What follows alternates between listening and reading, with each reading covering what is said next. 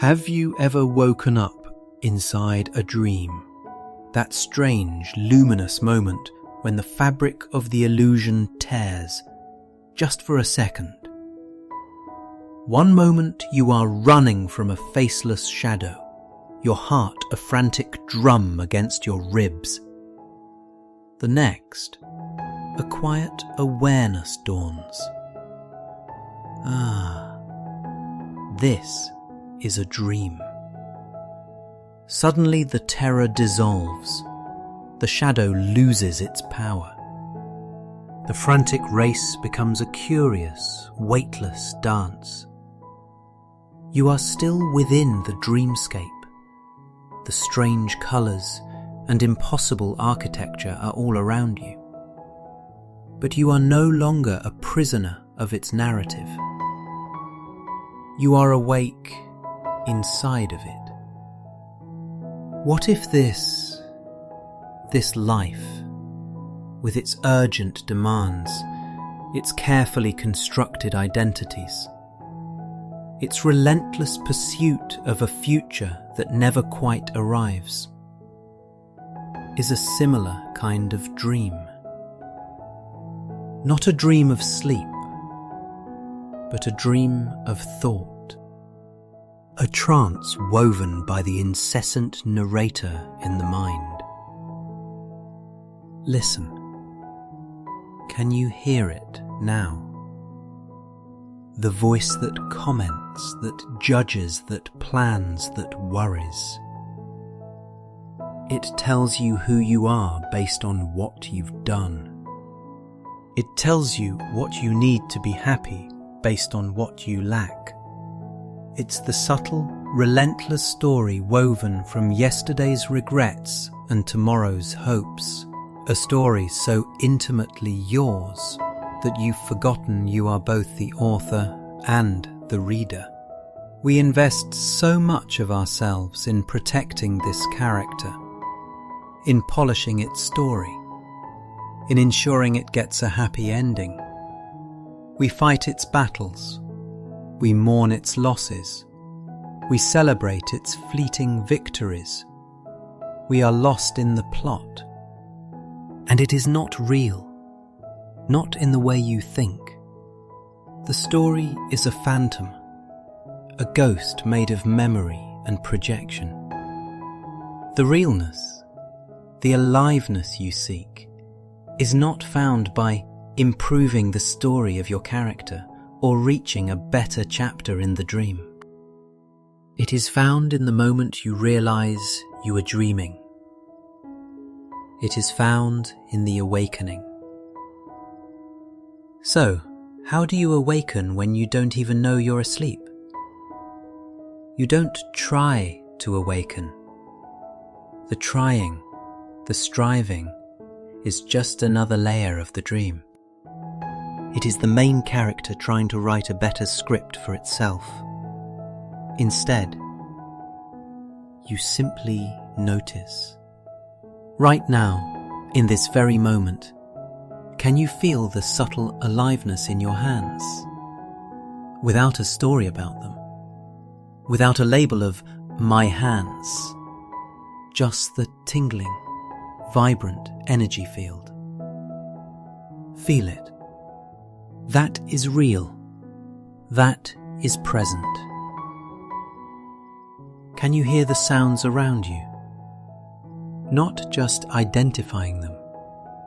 A car, a bird, but simply receiving the vibration of sound itself without the mind's immediate label. There. In that gap between the sound and the label is a stillness. In the simple sensation of life in your hands, beneath the thought about it, is a presence. That is the crack in the dream. That is the beginning of waking up. You are not the character frantically running.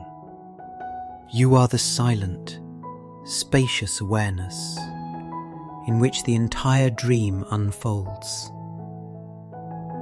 And from that space, the fear dissolves.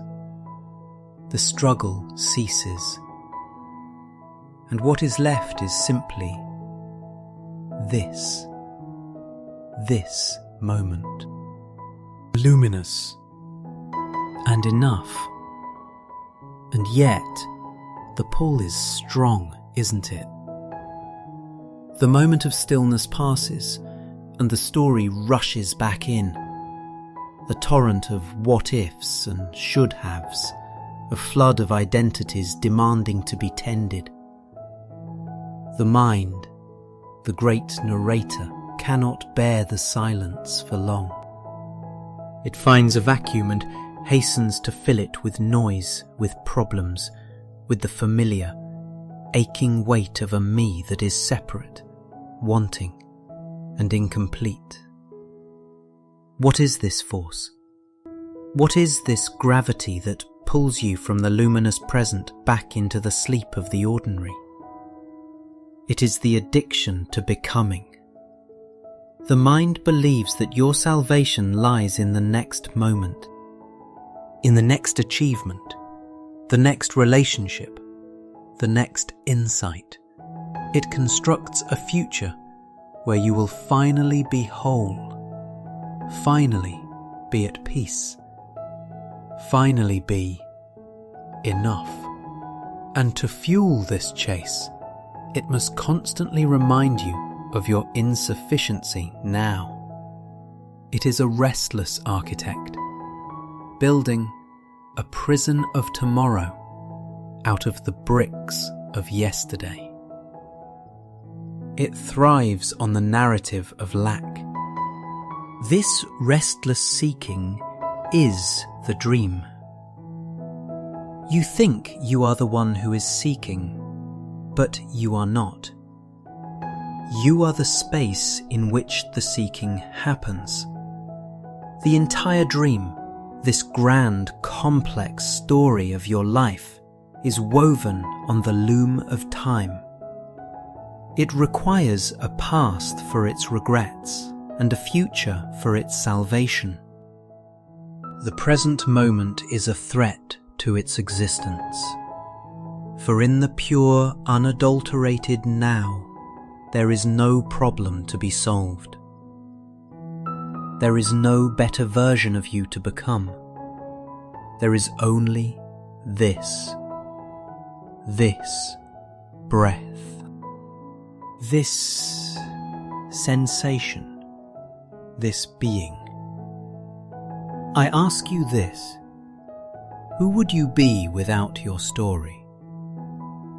If you were to let go for just one instant of every memory that defines you and every hope that pulls you forward, what is left? Who are you without the label of your name, your job, your successes, your failures? There is a fear in that question, isn't there? The fear of annihilation. The character is afraid of the story ending. But you are not the character. So you do not fight the story. You do not try to silence the narrator. That struggle is just another scene in the play. Instead, you withdraw your belief in it. You let the thoughts come and go like clouds in the vast sky of your awareness. You see the pull of the past. You feel the lure of the future. And you meet it all with a gentle, spacious allowing. You let the dream play out, but you are no longer lost in the role. You are the silent watcher. Try this with me, just for a moment. Feel the next breath as it enters your body. Don't control it. Just feel the sensation of it. The rising and the falling. In that simple, effortless rhythm, there is no story. There is no past, no future. There is only life, breathing itself.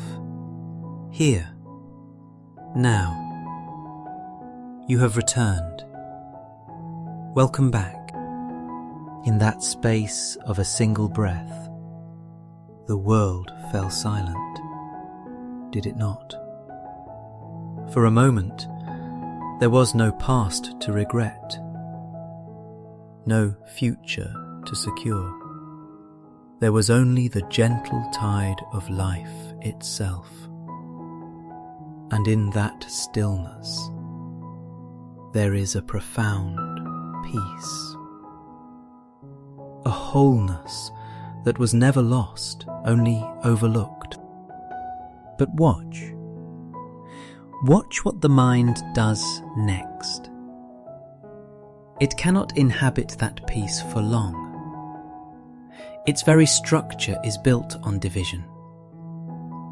It looks out at the world and immediately begins its work of sorting, of naming, of judging. This, it says, is good. That is bad. This I want. That I must avoid. It carves the seamless whole of reality into a million opposing fragments, creating a battlefield where there was once only a landscape. This constant act of judgment is the subtlest and most powerful form of dreaming. You are no longer just dreaming a story about me. You are now dreaming a story about everything else. You are at war with what is. A gentle rain falls, and the mind says, "It shouldn't be raining. It ruins my plans." Traffic is slow, and the mind screams, "This shouldn't be happening. I'll be late." You have an argument with reality, and reality always wins.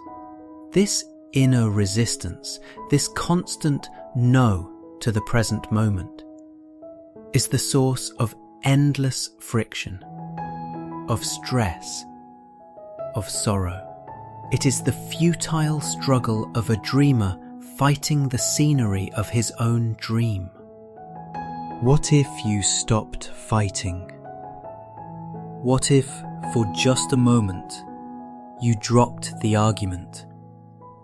Not through resignation, but through a radical, intelligent acceptance. The rain is falling. It is a fact. The traffic is slow. It is a fact. These things are as they are. Can you allow them to be without the overlay of a mental story about how they should be? Look around you now. Find an object, a lamp, a cup, a tree outside the window. Your mind will instantly supply a label. Lamp. But can you look beyond the label? Can you see the thing itself, in its silent, vibrant being, without the filter of your thought? Can you simply allow it to exist, and allow yourself to exist with it, in a shared space of stillness? When you do this, something remarkable happens. The object seems to come alive. You see it for the first time. The world is no longer a collection of lifeless labels for your use. It becomes a living, breathing mystery. The separation dissolves. This is not a mental trick. This is seeing things as they are, when you are no longer dreaming a story about them. The peace you seek is not in a world where everything goes your way. That is the dream of the ego. The true peace is found in ending the war with the world as it is. It is a quiet yes to this moment, exactly as it is. In that yes, the dream of conflict dissolves, and you find yourself awake, at home, in the only place you can ever be. Here, now. This yes is a doorway, a portal out of the maze of thought and into the simple divinity of the real. But the mind is clever. It will concede the small battles, the rain, the traffic, only to fortify its defences around what it truly treasures: its suffering. For the dream is not just woven from hopes, but from grievances. The story of me gets its weight, its sense of importance, from its wounds. Look what was done to me. Look at what I have lost. The identity clings to its pain as proof of its own existence. And so, when real pain arises, grief, heartbreak, fear, the mind seizes upon it not just as an experience, but as an identity. But what of that pain? What of the deeper currents that threaten to pull you under? Does this teaching ask you to deny your sorrow? To pretend you do not hurt? No, never. That would be another form of resistance. Another dream of being a spiritual person who is above it all. The invitation is not to deny the pain, but to meet it differently. Pain is a clean, pure sensation, a raw energy in the body. Suffering is the second arrow, the one we shoot into ourselves. It is the story the mind spins around the pain. This should not be happening. It will never end. Why me? It is the resistance to the raw energy of the moment that turns pain into suffering. It is the dream that solidifies the storm. So when a wave of sadness or fear washes over you, the dreamer's instinct is to tense up, to build a wall, to push it away. Or it is to drown in it, to let the story take over completely and become the sad person or the frightened person. There is another way.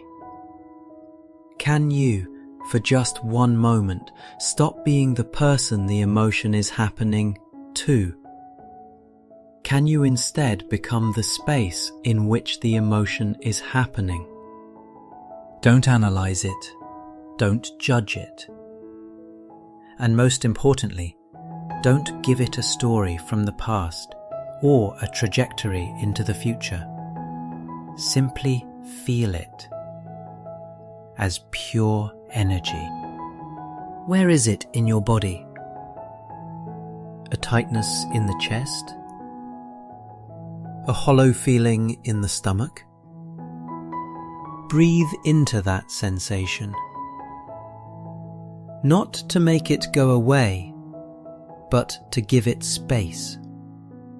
To allow it to be.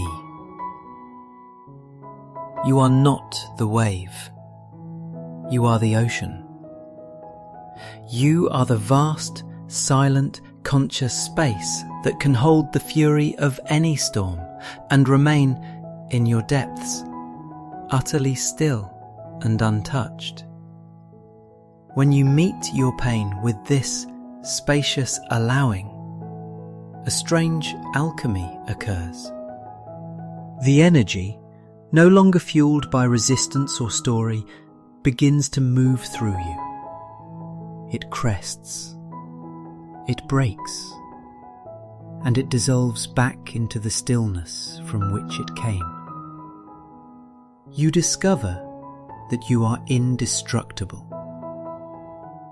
not because you never feel pain, but because you are no longer identified with what can be hurt. You are the sky, not the storm cloud. And the storm, no matter how dark, always passes. And so the storm passes. You remain. You discover a quiet strength, not in building higher walls, but in realizing you are the open space in which all weather occurs. This is a profound shift, a turning inward. But there is one final, most subtle dream to awaken from. It is the dream that you are the one doing the awakening. Have you noticed the relentless sense of agency that pervades your life? The feeling that I am the one in charge. I must make the right decisions. I must figure things out. I am the thinker of my thoughts, the author of my actions. This sense of being a separate doer, a little captain steering the ship of your life, is the very nucleus of the egoic dream. It is a heavy burden, is it not? The constant pressure to manage, to control, to orchestrate, to get it right. The mind runs endless simulations, weighs countless variables, all in an effort to secure a favourable outcome. We believe this intense mental activity is what makes life happen. We believe that without our constant, anxious effort, everything would fall apart. But what if this is the greatest illusion of all? Consider a flower turning towards the sun. Does it decide to turn? Does it weigh the pros and cons? Or is it simply an expression of a deeper intelligence, an effortless unfolding of life itself? Consider your own heart. Are you the one beating it? Are you the one orchestrating the trillions of intricate cellular processes that sustain you in this very moment? No. A vast, silent intelligence is at work. An intelligence that grows the forests and spins the galaxies. You are not separate from it. You are it. The dream is the belief that you are a separate fragment that must struggle and strive on its own. The awakening is the realization that you are a wave in the ocean of being, and the intelligence of the entire ocean is flowing through you. What would happen if you stopped trying so hard? What if, in any given situation, you let go of the frantic need to control the outcome? This is not passivity. It is not resignation. It is the highest form of intelligence. It is to listen, to watch, to respond to the moment as it is, not as your mind wishes it to be. True action is not born from the frantic calculations of a fearful mind, but from the deep, quiet stillness of presence. Think of a problem you are currently trying to solve in your mind. The endless churning, the mental debate. Now, just for this moment, let it go. Drop the story. Drop the need for an answer. Simply hold the situation in your awareness as you would hold a stone in your hand. Feel its weight, its texture, without judgment. In that space of non-resistance, an insight may arise. A path may appear. An action may be taken. Not by you, the worried thinker, but through you, effortlessly, perfectly. You are the dancer, but you are also the dance. When the dancer lets go of the idea of I am dancing, she merges with the movement. There is no longer a separation. There is only the pure, joyful expression of life. True action arises from stillness, not from thought, and its author is life itself. When the doer dissolves, a great weight lifts. Life is no longer a personal problem to be solved, but a mystery to be lived. And this new lightness doesn't just change how you act, it changes how you see. You look out at the world, and for the first time you see it without the distorting filter of what can this do for me? And most profoundly, you begin to see other people in an entirely new dimension. For you realize they are dreaming too. The person who cuts you off in traffic, the colleague who irritates you, the loved one who disappoints you. Each is utterly lost in their own private dream. They are playing a character, defending a story, driven by the same unconscious fears and desires that once drove you. They believe their thoughts are reality. They are identified with a phantom self, a character in a play they don't know they are in. And in that seeing, all judgment dissolves. How can you hold a grievance against a dreamer for what they say or do in their sleep? How can you take it personally? The anger, the attack, the neediness. It is not directed at you. It is the character in their dream fighting against the phantoms of their own mind. Your presence, your stillness, can become the space in which they might, for a moment, awaken. But you no longer have a stake in the outcome of their story. This transforms everything we call relationship. Most of what we call love is actually the ego's frantic bargaining. The dream characters get together and form an unconscious contract. I will use you to make myself feel complete, and you can use me to make yourself feel complete. I will play my part in your story if you play your part in mine. And when the other person inevitably fails to live up to the role you have assigned them in your dream, there is drama, conflict, and pain. But true connection, true love, is not a transaction between two stories. It is a recognition. It is the silent, formless being within you, recognizing the same formless being in another.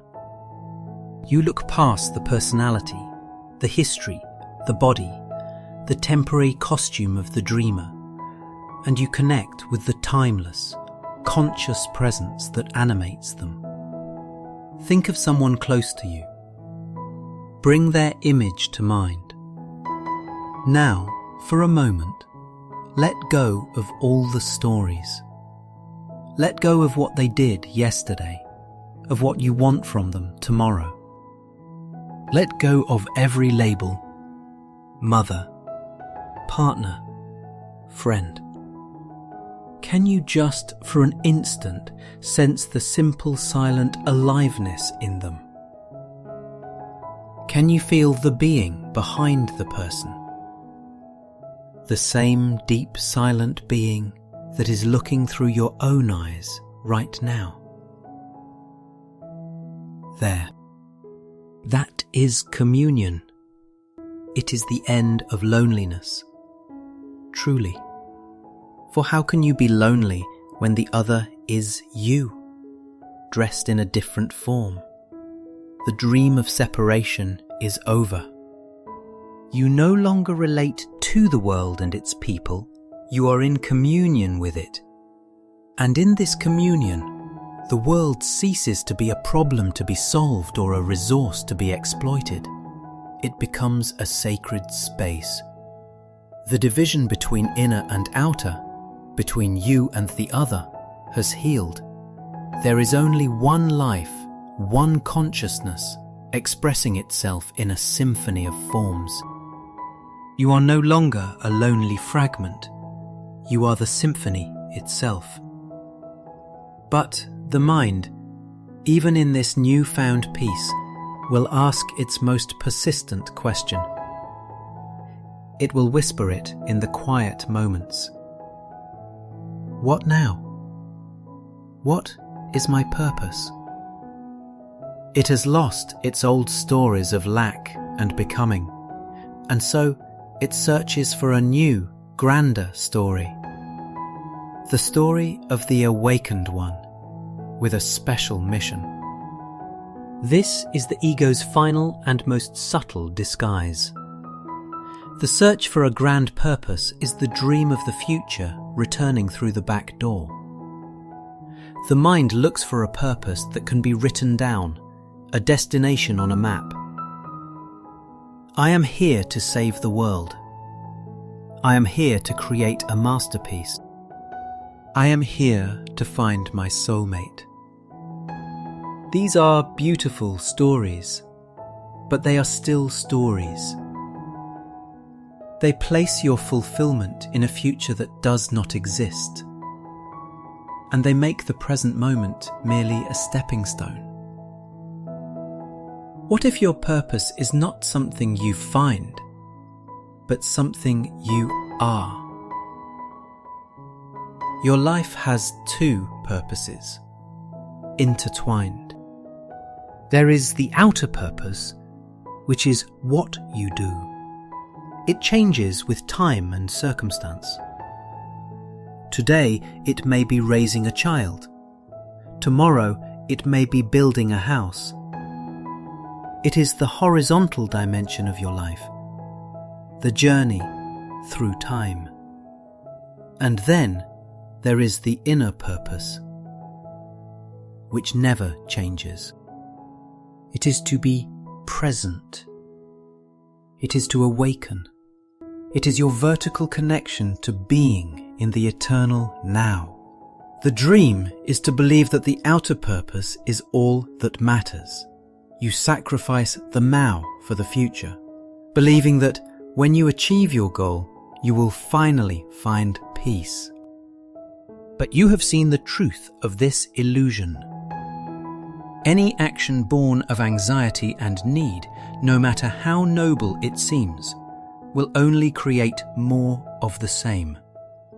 Your primary purpose is not to change the world, but to allow the world to change you by ceasing to resist it. Your primary purpose is to be the space of stillness through which life can flow, unhindered by the ego's agenda. And from that stillness, a new kind of doing arises. You align your outer purpose with your inner purpose. So, what is before you right now? A task to be completed, a conversation to be had, a meal to be eaten. Can you give your full, undivided attention to that? Not as a means to an end, but as the most important thing in the universe. Because in this moment, it is. When you wash a dish, Your purpose is not to have a clean dish. Your purpose is to wash the dish, to feel the warm water, to see the glint of the light, to be fully present with the simple act. When you bring this quality of attention to everything you do, the doing becomes sacred. The separation between meditation and life dissolves. Your life becomes the meditation. Your purpose is no longer a destination. It is the quality of consciousness you bring to this step. And this one. And this one. Your life is this moment. This moment is your life. This moment is your life. And in this simple, profound truth, there is an unshakable peace. But even in this sacred stillness, a shadow lingers in the corners of the mind. The great, unspoken fear that underpins the entire human dream. The fear of the end. For every story has a final page. Every journey has a destination. And the life of the person you believe yourself to be is a story that is hurtling towards its conclusion. This is the source of the deepest anxiety. We cling to the present. We grasp at experiences. We build monuments of memory, all in a desperate attempt to deny the inevitable truth. This form is temporary. This dream will end. The mind cannot comprehend its own non-existence. The thought, "I will not be," is a paradox it cannot solve. And so, it creates endless distractions, endless pursuits, endless noise to drown out the silent, steady drumbeat of mortality. But I ask you to do the opposite. I ask you to turn and face it, not with morbidity, but with the same clear, still awareness you have brought to everything else. Feel into this fear of ending.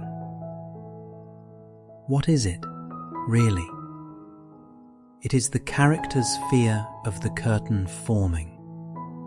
It is the story's fear of the last word being written. But what actually dies?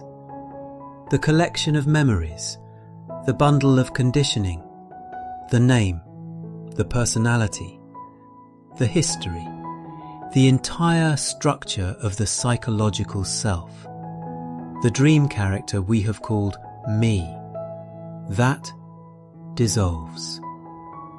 The story ends. The physical form, this intricate and beautiful vehicle, returns to the earth from which it came. But you, the silent, formless awareness that was present before the story began, the consciousness that is looking through these eyes and hearing these words right now. Were you ever born? Consider this. Before your name was given to you, before the first thought arose, there was a simple sense of being. An I amness. Not I am this or I am that, but just a silent, knowing presence. That presence has been the constant, unchanging witness to every experience of your life. Thoughts have come and gone. Emotions have surged and subsided. The body has changed. The world has changed. But the awareness that perceives it all has remained. You are not the wave. You are the ocean. A wave rises, takes on a unique form for a time, dances in the light, and then subsides back into the whole. Did the wave die? Or did it simply return to its true nature? It was never separate from the ocean. Its existence was a temporary expression of the ocean. You are not a mortal being having a brief spiritual experience. You are a spiritual being having a brief human experience. When you know this, not as a concept but as a living reality, the fear of death becomes meaningless.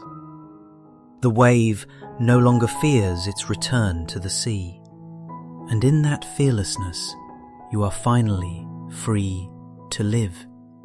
You can love fully without the fear of loss.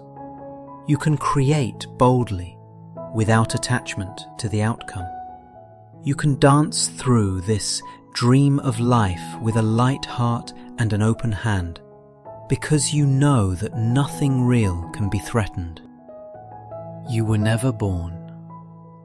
You will never die.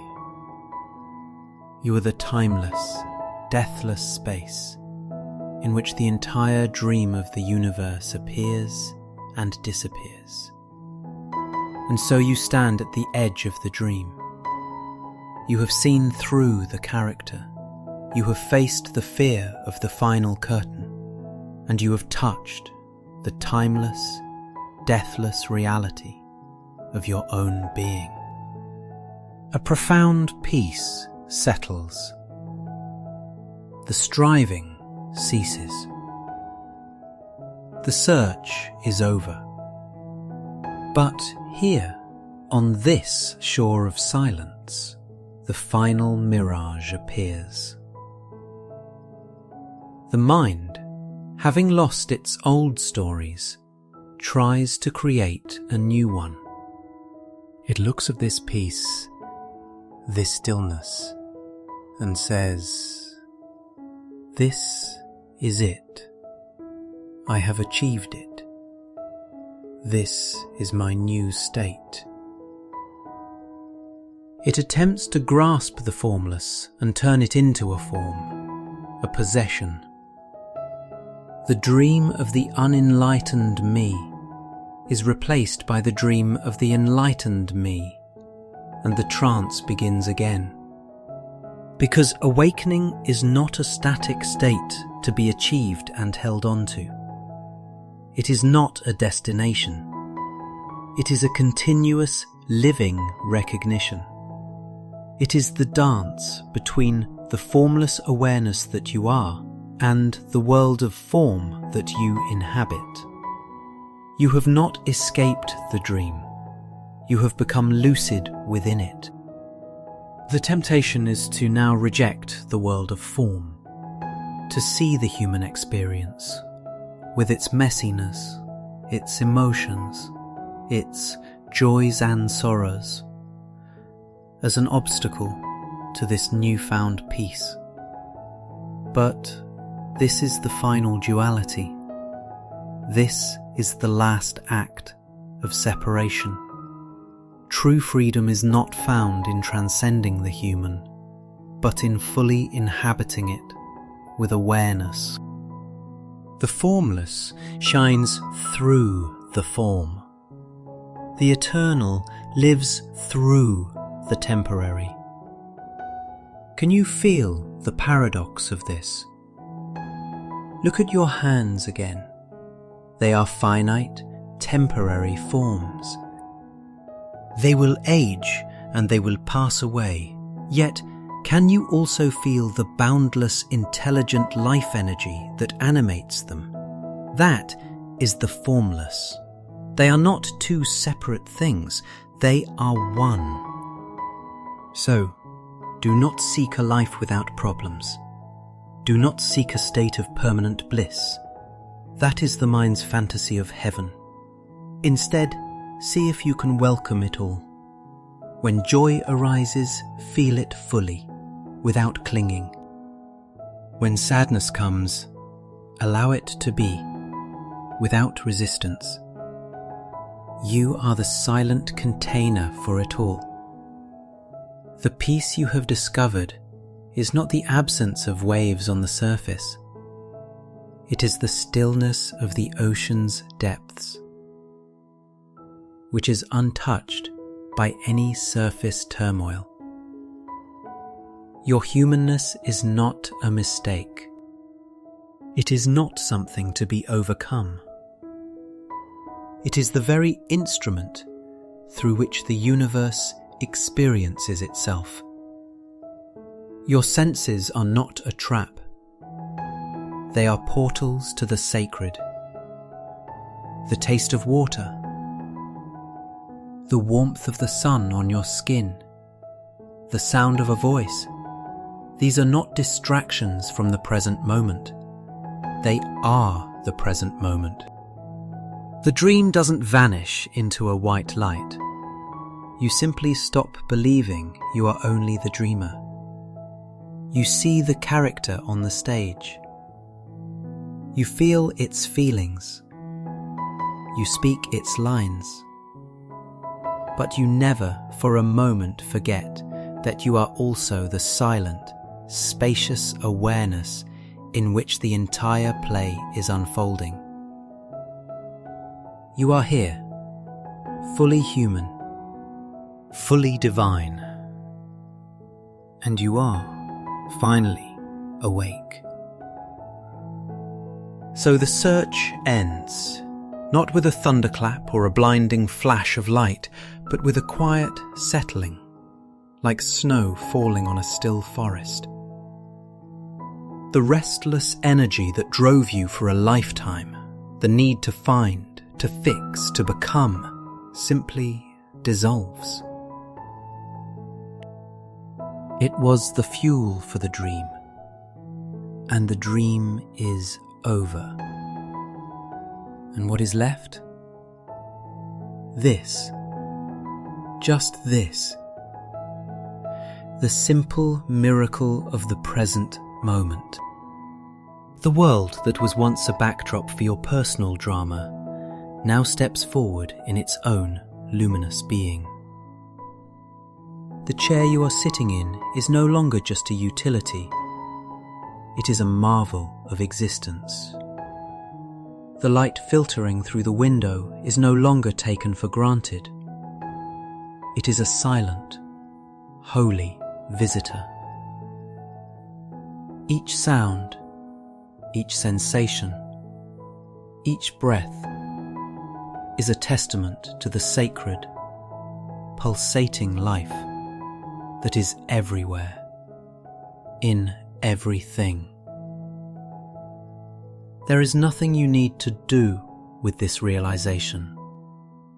You don't need to protect it, or frame it, or try to explain it. You simply live it. Your being is your gift to the world.